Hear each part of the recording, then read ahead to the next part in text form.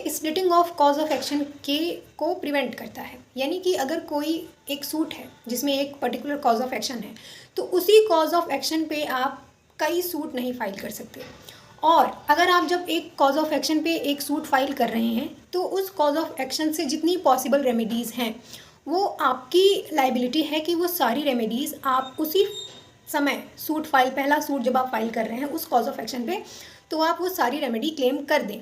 अगर उस एक कॉज ऑफ एक्शन से 10 रेमेडीज़ पॉसिबल हैं क्लेम करना, लेकिन आप 5 ही रेमेडीज़ क्लेम करते हैं और 10 साल बाद आपको याद आता है, या फिर उस सूट का जजमेंट आ जाने के बाद आपको याद आता है कि आपकी तो 5 पॉसिबल रेमेडीज़ और थी, तो उसके लिए कोर्ट जिम्मेदार नहीं है। ये आपकी लाइबिलिटी थी कि आप उन सभी रेमेडीज़ को क्लेम करें।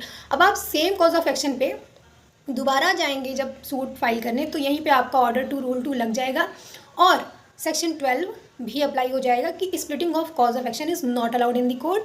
और इससे क्या होता है कि कोर्ट का टाइम वेस्ट होता है और पैसा भी वेस्ट होता है पार्टीज़ का। लेकिन ऐसा तो जरूर, इससे तो ये भी समझ में आ रहा है कि हमारी पार्टीज़ के साथ फेलियर ऑफ जस्टिस भी हो रहा है। अगर उनके 5 रिलीफ उनको नहीं मिलेंगे, तो they can suffer the failure of justice, they can face problems. तो ऐसे में उनको रेमेडीज़ भी दी गई हैं कि अगर वो रीज़नेबल कॉजेज़ प्रूव कर देते हैं कि उन्होंने क्यों उन 5 रेमेडीज़ को फॉर्मर सूट में क्लेम नहीं किया उसी कॉज ऑफ एक्शन पे, तो कोर्ट उनको अलाउ भी कर सकता है, but it's all on the discretion on the court. So this was all about section 12, and to watch more legal videos, subscribe to this channel.